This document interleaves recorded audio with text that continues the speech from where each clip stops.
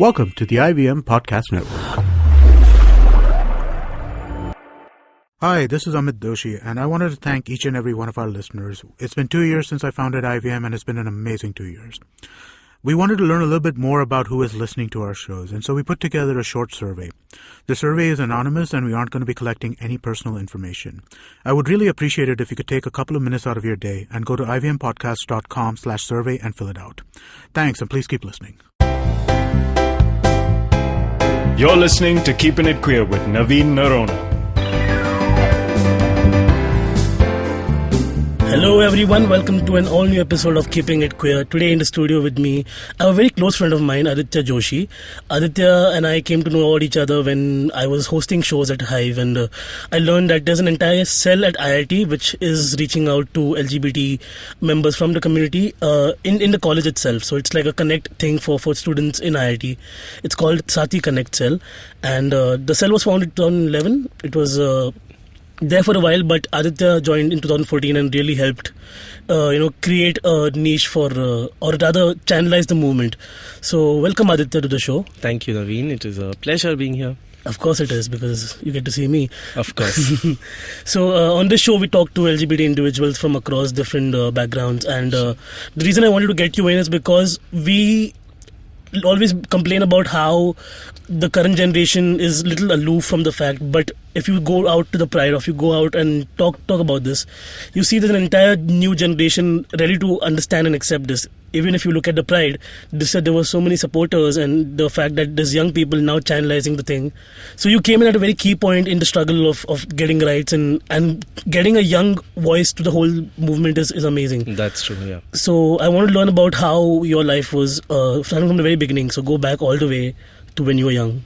Okay, so I was born in a very typical Maharashtrian middle class family in this place called Dombivali. I had protective parents, and I had not heard of the word gay until I was in the 10th standard. But I had heard many other words like Bailya. So Bailya was the word which I kept hearing again and again right through my school. Right, so when I would enter the classroom, people would say Bailya, aa gaya, etc.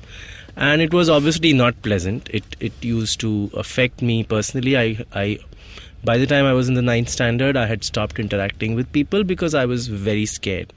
I was very conscious of my voice. I hated my voice because I had been told that I have a weird voice in some sense, right?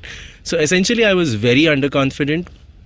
I was focusing on my studies primarily as a way to escape the bullying at school. Yeah. So, I used to look at myself as I used to justify to myself that these people are making fun of my Bailepana because I'm very intelligent, right? Yeah. I mean, we deal with it in different ways. So that was my way of going about it.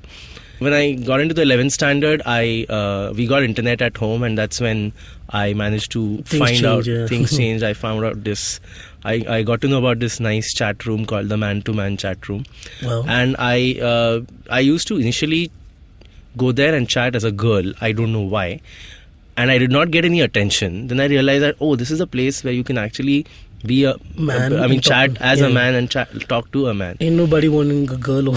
Exactly. And and then of course I used to do a lot of stupid things, like you don't know what top bottom versatile is. That's true. So aaj maine bol diya I'm a top, tomorrow I'm a bottom, I'm a versatile. Anyway, I don't understand shit about it. And like on these sites sometimes you have somebody who writes active top.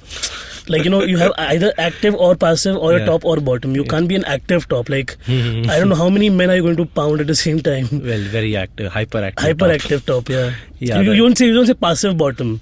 Like you don't go underground and then get lead. But like all these chat rooms are you don't really want these to be the first step into the gay world, because these are just like kind of very nefarious back alleys of the internet where you basically explore sexuality, but that should not be the thing. But Certainly. Then that somehow is the way we all find out. Like I created a duplicate Facebook profile just to deal with that, and then I was finally comfortable with my skin.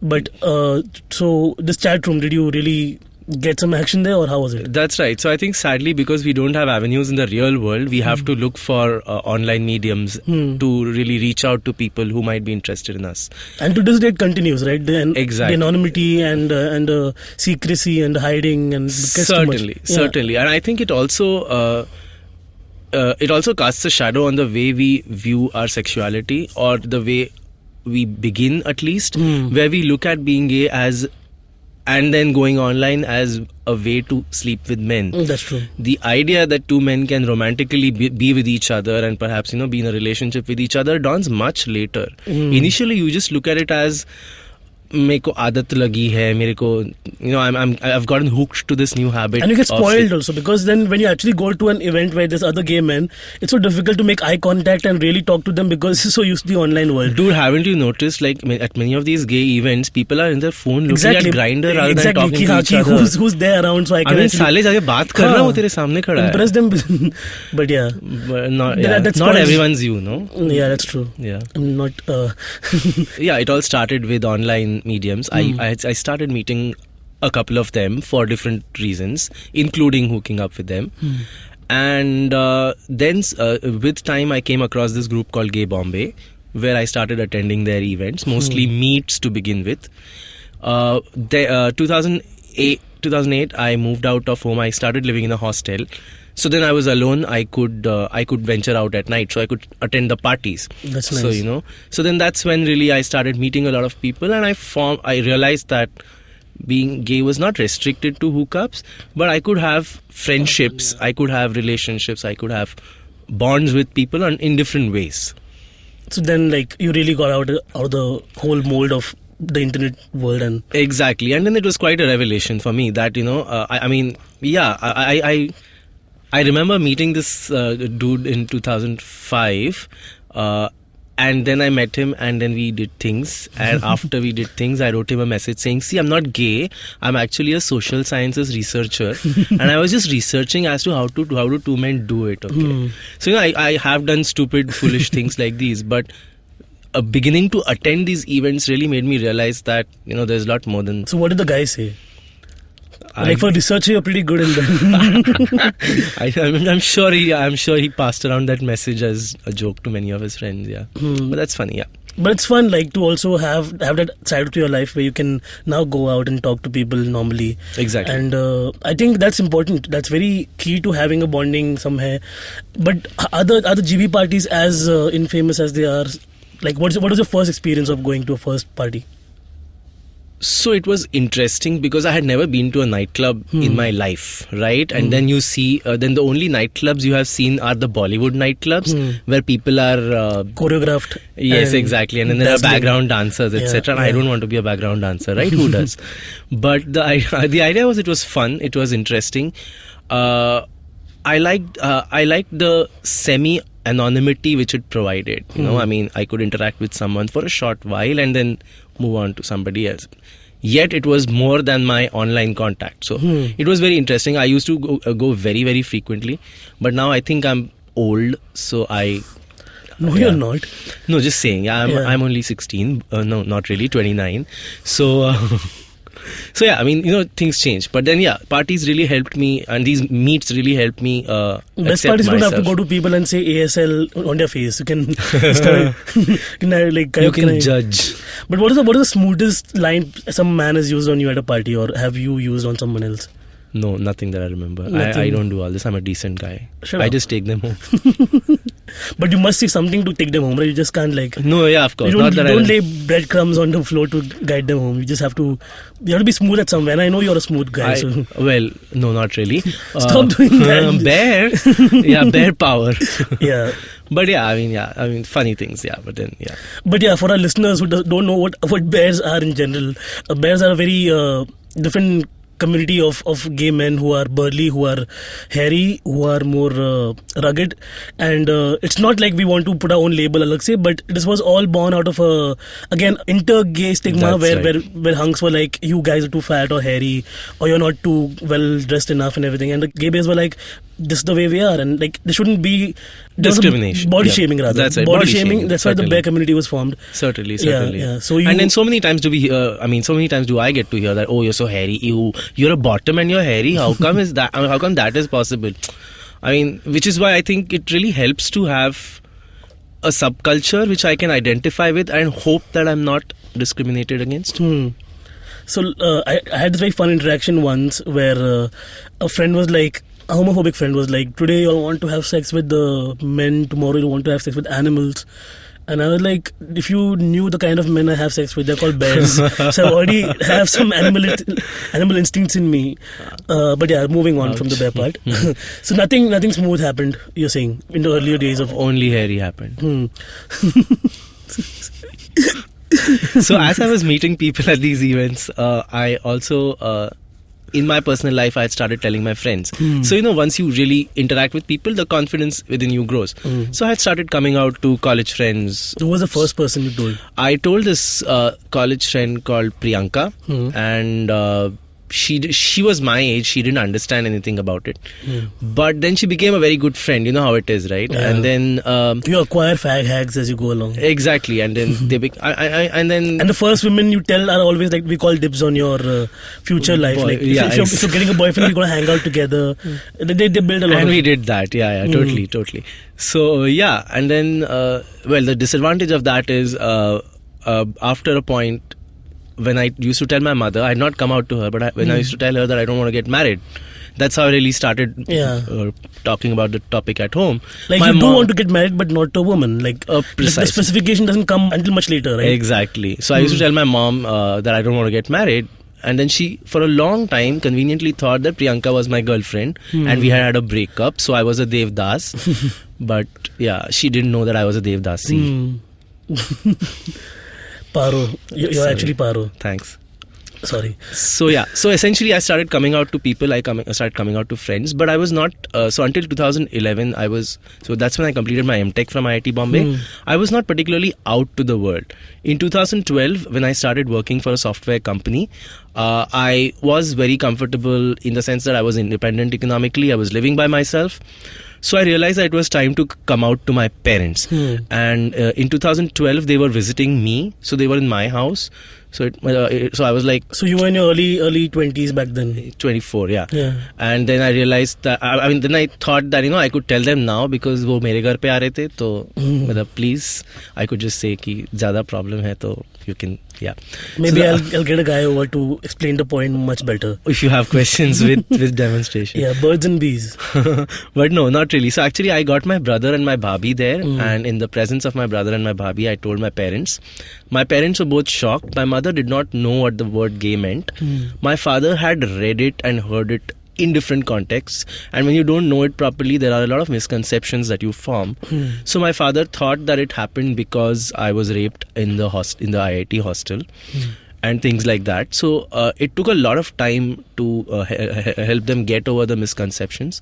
They also went to a psychiatrist, hoping that the psychiatrist would suggest ways to change me.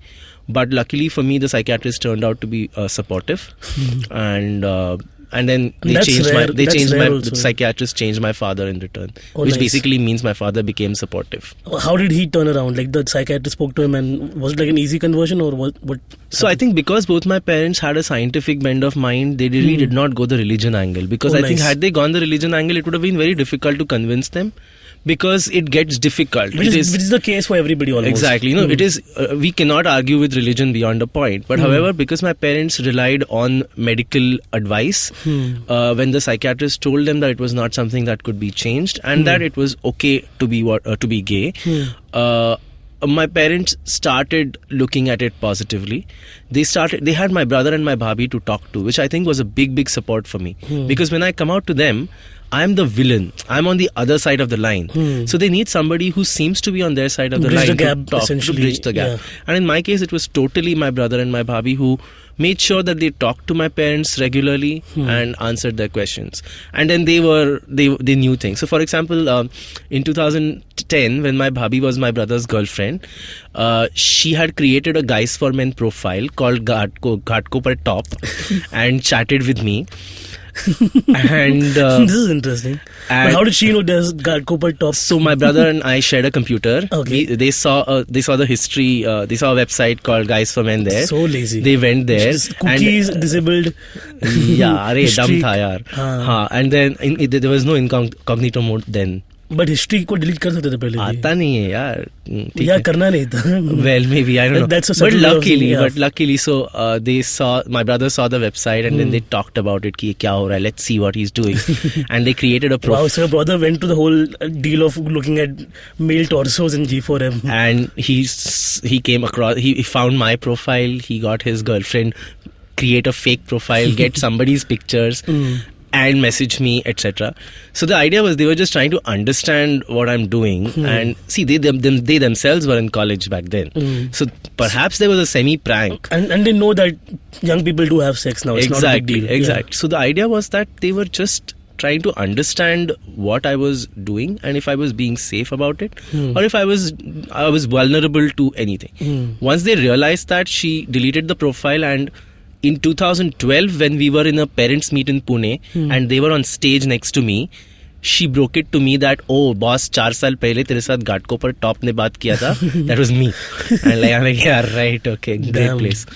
But you can't add Ghatkopar to any name and make it cool, so that's such a bad. So we spoke about your early life. We'll take a small break here and then move on to talk about how you really experimented with your sexuality and got out there and really started activism in the real sense of the term. So keeping it queer, Aditya Joshi and I. Thank you. Hey friend, so if you're listening to a podcast right now, you're probably some kind of a nerd. A nerd at heart at least. So maybe, just maybe, you might like another podcast about nerds, by nerds, and for nerds. It's called Geek Fruit, a community to unite estranged geeks from across India and later on the world. We talk about television, movies, science fiction, adventure, fantasy, etc. Anything nerdy, it's all here on Geek Fruit. You can catch a fresh episode every Monday and a Retcon episode every Tuesday. And you can check us out on iTunes, Audioboom, Stitcher, or any of your favorite podcast apps. Like my favorite podcast app, the IVM podcast app. Give me my money, IVM. Good plug. Happy listening, you nerds. Alright, back again on Keeping It Queer. Aditya Joshi is here with me. We just spoke about how your early days of G4M were, where your Barbie created a profile and spoke to you. But nothing happened. Didn't materialize somehow, or how? What was the conversation like? See, I don't remember because you don't talk to one person online, right? I do, but I forgot who I'm talking to. Ouch. Okay, but anyway, so she told me that she had exchanged pictures. She had proposed to meet, and she had essentially talked about so there's some random guy's pictures. Okay. Yeah. Sad, no? Yeah, and then she had particularly talked about safe sex practices. She had particularly talked about whether I was exercising adequate precaution when I'm meeting a stranger online. So yeah, I think that was very cool of her. I mean, I understand why she did not tell me about it. Obviously, it's awkward. But at least at one point she did. And beyond that, after I came out to my parents, the role that the two of them really played is amazing. So it's really nice. Like, yes, certainly. Supportive siblings are definitely a plus. Definitely. Because again, as I said, the bridging happens. And so now that you were in IIT, how did you experiment with the sexuality there? So actually, I joined the PhD program in January 2013, and I was pretty closeted even then. And your PhD was in what? So my PhD is in computer science, specifically artificial intelligence. I work on computational sarcasm. So I write computer programs which respond sarcastically to everything you say, and I write computer programs which detect that you are being sarcastic. So like Interstellar ka wo droid Exactly. Yeah. So I'm going to be in Denmark in September 2017 for this conference called EMNLP, and it's going to be a 3-hour long tutorial. So if anybody is interested, they can attend. It's a paid event. Are you inviting them for the event or post chilling at Denmark? Denmark is cool, no? Because Scandinavian countries definitely. Yeah. Yes, anyway. I hate you so much right now. So essentially I joined my PhD program, and at that time, I'll just go back to 2011. I had a friend called Harish Chandra Ramdas. I was a master's student, he was an undergrad student. And when we were about to graduate, when I was about to complete my MTech, he told me that he was talking to the dean about setting up a gay group in the campus. And I was like, पागल हो गया है क्या? तू जाके dean के office में जाके बोलेगा तेरे को IIT में gay group चाहिए. What is he going to say to you? And I had absolutely discouraged him from doing so, but he still went ahead, and with the help of a couple of professors and other students, he formed this group called Sathi. So Sathi is IITB's LGBTQ support group, which started in 2011, and a lot of people contributed to it in different ways. So what is the general consensus about LGBT in the IIT sector? A survey recently showed that I think 93% of them felt that there should not be a law which discriminates against people on the basis of their sexual activity. Most of them were supportive of homosexuality, homosexual people. Not many of them wanted, so around 50% said they don't want a gay roommate. Wow. Very interesting. So, I mean, gay ho par mere ghar pe na ho, mere bistar mein na ho. जो general consensus, even mom and dad will be like, gay ho chalega, lekin मेरा बच्चा नहीं होना चाहिए. Exactly. Which is, I understand the sentiment. Sure. But then, by sharing a room, you don't really, become gay yourself, or the other gay person won't attack you. That's pretty weird. So, but bears attack, no? ऐसा मतलब in the wild, जंगल में लिखा रहता है. And put them in a closed room, they get more agitated. I know, yeah. So you said that the cell was started in 2011. And so when I came back in 2013, I started briefly interacting with them. So Sathi has meets on campus, and so basically we meet at cafes in IITB campus, and we also have a professor who generously opens up her home for people. Both the meets have different roles, because one meet is in the public eye. So essentially, if you're spotted sitting next to me or sitting next to Aditya Shankar, who was working with me in Sathi, people get it. So essentially, if you're an extremely closeted guy, you would not want to attend that meet. Public which one, shouldn't be the case, but which is sadly true. The idea is that, right, for Exactly. them to be comfortable. Exactly. And then there's one meet which is a closed door meet, where we used to see a lot more people, lot more closeted people coming out, trying to make friends, trying to build contacts. And in that sense, Sathi really started as a private safe space for people to interact with each other. We have had talks by professors on gender and sexuality, LGBT film festivals. Recently in the Mumbai Pride, we hosted the first queer literature film festival. So Omkar Masurkar was the person who really curated the whole thing and got it together. So these are the kind of events that we've been working on. And there's a lot of literature out there for the world to explore in terms of gender rights and sexuality. That's right. So what really Sathi has helped us do is reach out to the allies on campus. So although it started as a LGBT group, and it is perhaps still called that, I think it is the allies who are now taking it forward. It is the allies who become active volunteers who help the events go forward. So now at Sathi Meets, we have allies equal in number as compared to the LGBT people. And I think that is what will keep the movement going. So what was your involvement in the whole process? So in 2014, when I came back from, I was visiting Monash University in Melbourne, because half of my PhD comes from there, like the top half. And then, so that's when the 377... Melbourne top half. Oh yeah, thanks. Nice. Melbourne tops are good. Yeah. So 2013 December is where, I mean, the Delhi Supreme Court judgment came out, and that's when I felt depressed, because I was a teaching associate there. I was out, and now I realized that my country back home, something very tragic had happened. So when I came back, I started becoming very aggressively involved in Sathi. That actually rubbed a lot of people off in the wrong way. And since then, a lot of people, again, as we already established in the previous podcast, people really decided to talk about this openly after that, because if you gave us freedom for 4 years and you snatched it away from us, now we're going to be very angry. You can't do that to any other group, right? No other group goes through that whole process, but we had to. Certainly, I think I totally agree with you that even in my case, it was that verdict which really pushed me out of the closet, Lat Marke.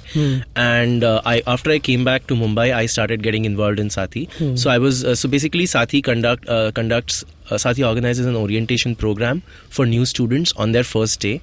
So in addition to the Dramatics Club, Lit Club, and other clubs on campus, we tell them about the Sathi group. where we talk to them face to face. We tell them that we are gay students and we are here. So if you are closeted, please come out. Please tell us, or please reach out to us if you're facing any difficulties. So I was involved in many of these orientation programs where we had these videos which went viral and shit. But the point there was, I think, to stand on a stage where I'm talking to a bunch of new students and telling them I'm gay and telling them that if they need help, they can connect with me. It helped me grow and become more confident. And we often overlook how important it can be for a student cell to exist like that. Like, even at the Pride, I met a young student who was from an engineering college where I performed for Sumaya? No, it was, I can't mention the name of the college. Okay. But because I had gone there to do a gig and I spoke about, so I'm very open about the fact that I talk about being gay on stage. And if you all don't want that, then I can't perform for you guys. But they were okay with that. It was basically more of an outspoken comedy night. And the student who had heard me there was thankfully at the Pride, and he said that he was so glad that there was somebody talking about it on stage. Because engineering students are mostly like this very weird masochistic thing happens over there. And even if you're slightly off, they'll because engineering students, you know how they are, right? They're hormonal, depressed people. Ouch, hi, I'm an engineer. Me too, thank you. Okay. So I know how I was too. Okay, but back then I could not open up to a lot of my friends because they had different notions. Sure, I understand. But for cell to exist in a college, I realized the importance that it has. If that kid had somebody to talk to in his own college, he wouldn't have to be, so suffocated in his own way. But they come to the Pride and they find the freedom they want to. But I think on every level, from schools to colleges, there should be a proper education, not just the fact that gay sex is painful or you don't do it. That's the whole idea, right? Instead of that, they should be like, you know what, explore your sexuality. You are only human and you're only going to learn from this. Education ek jagah pe, tumhara sexual life ek jagah pe, and your interest alag se aur. So I think that should be inculcated. That's true. So I have a couple of things to say here. The first thing is, the reason I mentioned Somaya was actually KJ Somaya pretty openly participated in the Pride this year. Yeah. Even Sani, Tarumal Sani College. So I'm proud that I did my B from KJ Somaya College of Engineering, Vidya Vihar, which is in Ghatkopar. Cool, no? Anyway. How things turn. And then I think the point that Sathi really helped me understand, and all the events that I was organizing for Sathi for 2 years, was that a college like an IIT has people coming from different parts of the country who have had different exposure to alternate sexuality. Some of them have seen it only manifested as hijras, who have to be badly discriminated, and you shoo them away and you throw them and make fun of them. Their only exposure, perhaps other exposure, is Bollywood. So the idea is, the reason that a cell like this exists on campus, and on the first day 3 people come up on stage, tell them that I'm gay and nobody makes fun of me on campus, starts to get people thinking about changing their mindsets. And I think this example really helps a lot of these straight people who have never been exposed to this so-called alternate world to start thinking about them positively. The benefit that Sathi really achieved was it spawned a lot of similar groups in other IITs and other colleges. There have been at least 2 student groups before Sathi, but as far as IITs are concerned, engineering colleges are concerned, Sathi was the first LGBT group. And now there are a lot of other colleges, including colleges in Mumbai, who are actually thinking of setting up LGBT support groups. And even Ferguson College had a target. Yes, that's right. So I think it's brilliant. I think it's amazing that now the movement is really channelizing, and from the younger generation itself. Exactly, because when you're learning and when you get exposed to people who are different from you, I think you learn the respect. One reason why a support group like this should exist on campus, or that there should be students on campus, is that people's mindsets change when they see these people as students. Yeah. People around me see me as a student who does his assignments, who works hard, who makes sure that the conference deadlines are met, who writes good programs, and who also happens to be gay. Knowing this as a complete package makes them realize that I'm a valuable person to the society, and that they must embrace a part of my personality which is different from theirs. So, and I think it also helps because, like, the other students, obviously, they talk about it. Like, for example, when I was in college, I remember, because I was not effeminate in many ways, but there were guys who were, and they were ridiculed beyond compare, and I would just shut up. I would not talk about it, and regret it so much because back then I should have, but then the first reaction is, why are you defending to be gay? And I was not ready to say yes. So I think this kind of subtle bullying also happens. Like, everybody just, if you're smiling and talking with your head nod, then they just assume all things wrong with you. But knowing that, as a complete package, as you said, if you're a good student, dedicated, and you're hardworking, but you're also open about who you are at the same time, then it helps. Because again, they would say, why do you have to come out in college? Why do you have to say that? There's no need for you to. But unless you don't tackle that, then that's what you'll do. You just bully people behind their backs. Exactly. So, yes, so I think people need to come out because it really casts a shadow on your personality, on your self-confidence. Once you get it out of your way, I think you can become a lot more confident student and whatever career you choose after that. Since you mentioned college atmosphere, I remember this incident where when Sathi was just formed, I was sitting with a bunch of friends, all male, and they were talking to each other, and one of them said, there's this new Sathi naam ka group, वो लोग बोल रहे हैं कि every one out of 8 men is gay. अभी अपन लोग इधर 8 बैठे हैं, अपने में से कोई है क्या gay? And I was sitting there in a corner, silent, scared. So I think these small, but the odds were true, right? They are true, totally. So I think it really helps to have the conversation going on campuses.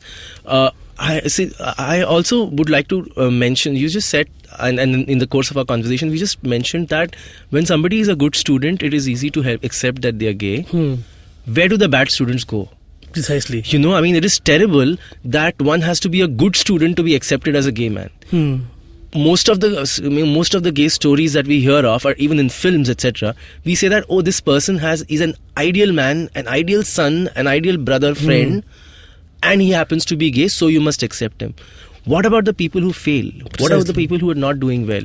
I think saying that I accept you because you're a good student and you also happen to be gay has an element of homophobia. Yeah, it's hypocrisy also. Yes, it is. So I know of a particular case of a student from IIT Bombay whose family troubled him a lot because they were already unhappy with his low academic performance, and he had a very, very tough time. They had stopped his pocket money and stuff. That's terrible. And how do you tackle that? It's a very genuine concern. I think we haven't thought about it in that context, right? Like, if you are generally going through a bad phase in life and if you're not academically sound or financially sound, then where do you go? Because your gender is going to only make it worse, because the whole idea that homophobia exists because of all this, and your only defense mechanism is proving them wrong, and you somehow fall short of that.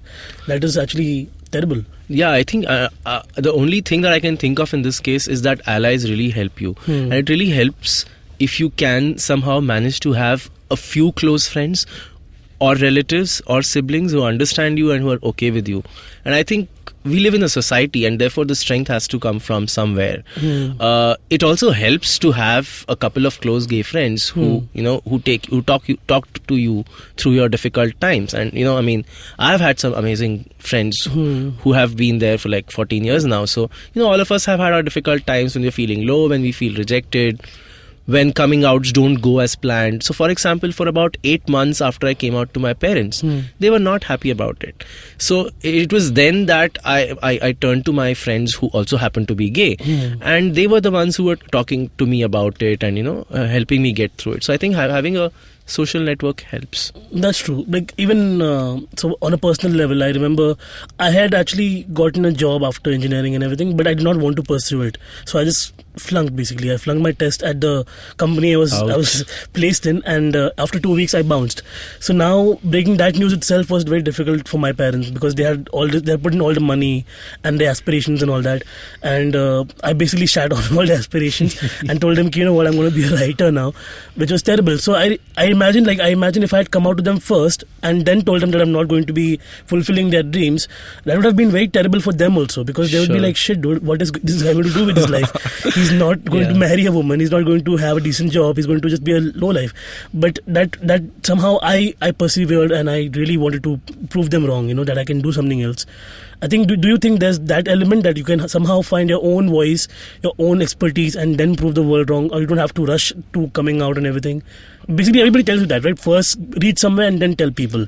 So I think one should not rush into the coming out. I came out to my parents only when I thought I could not interact with them one more day without coming out to them. Lies become too much too, yeah. I came out to my friends because I wanted to have someone to talk to in my college. So there was a reason why I came out to the people that I came out to. Precisely. So I think unless you have that reason, I think you need to find that reason to come out. And once you have that reason, you should not spend time not coming wallowing out. in your own closet. Exactly. I would also like to add that since you talked about the amazing career path that you chose after your engineering, I also feel that I could do a PhD because I'm gay.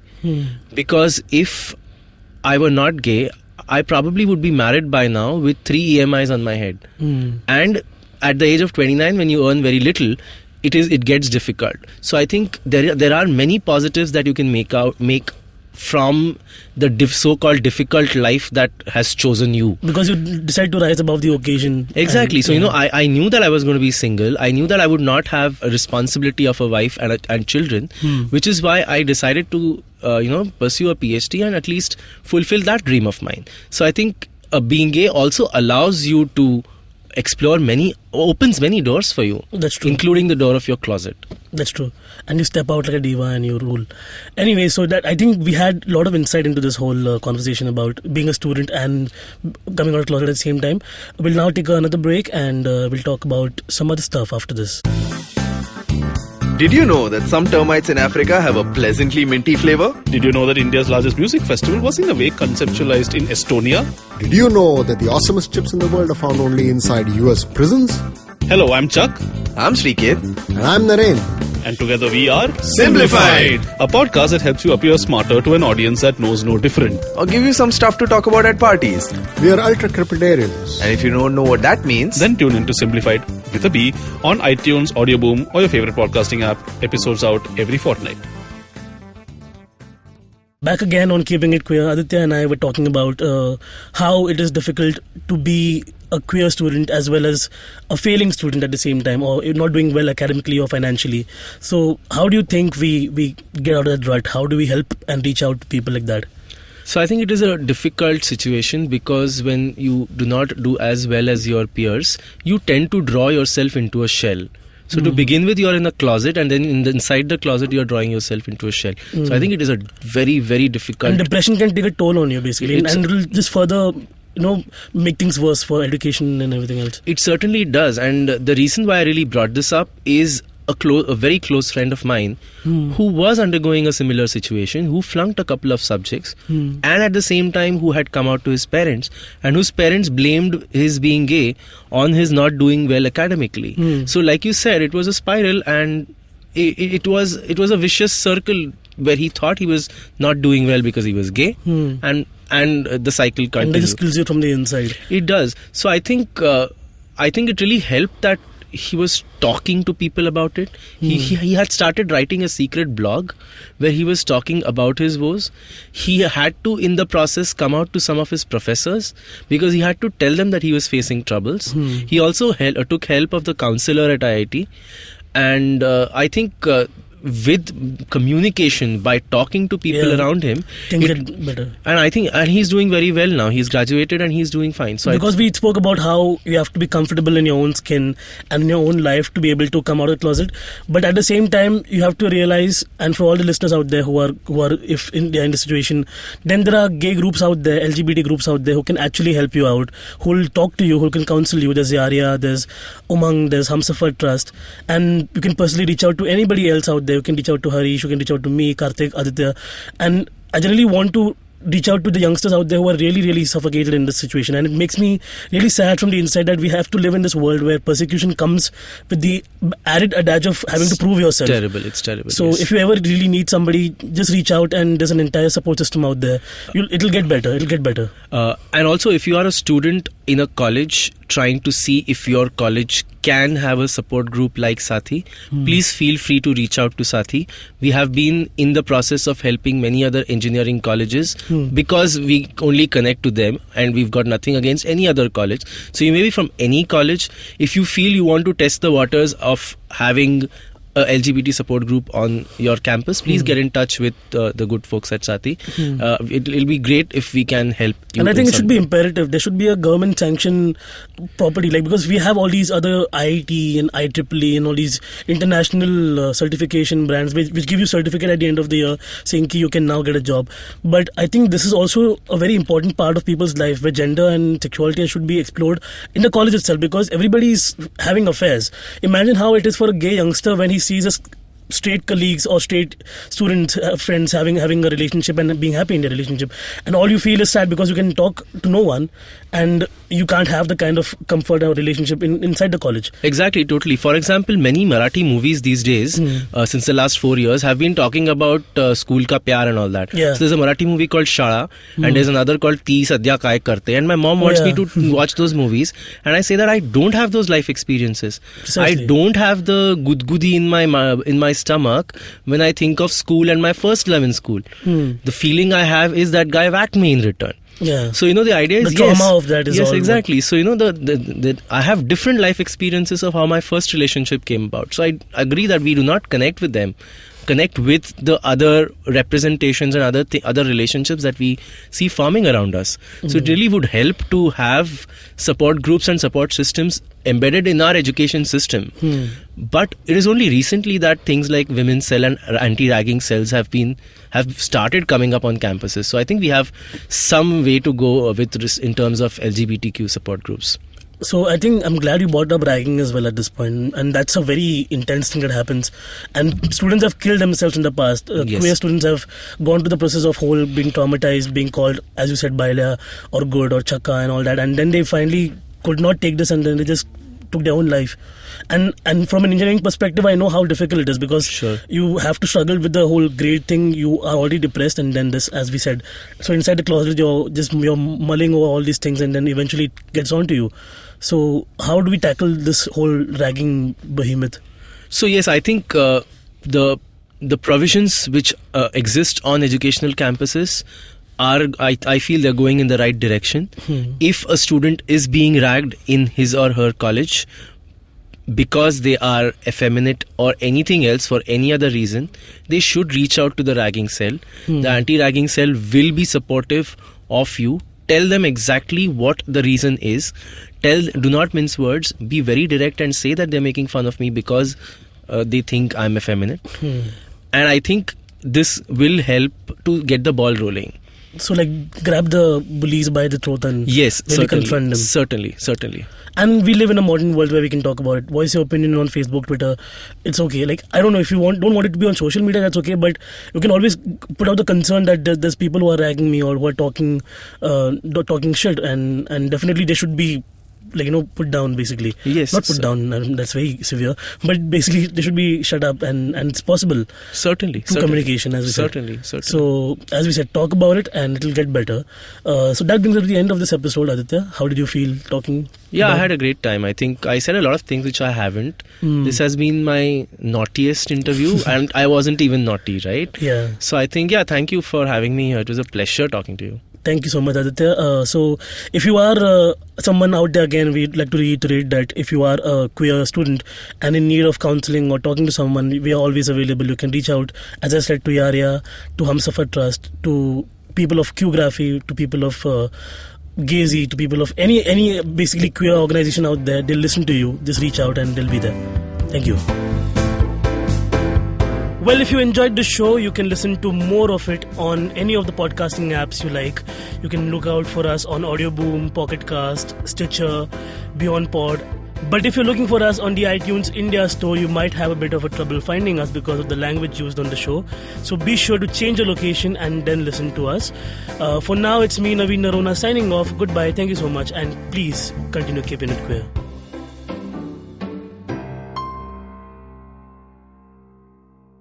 Hey man, just help me out, man. I need some podcasts, man. I haven't had a fix in a week. Just need some. Don't you worry about it. I got podcasts galore for you, man. Just go to ivmpodcast.com. You can also find us on Facebook, Twitter, and Instagram. Thanks, man. I'm gonna check it out.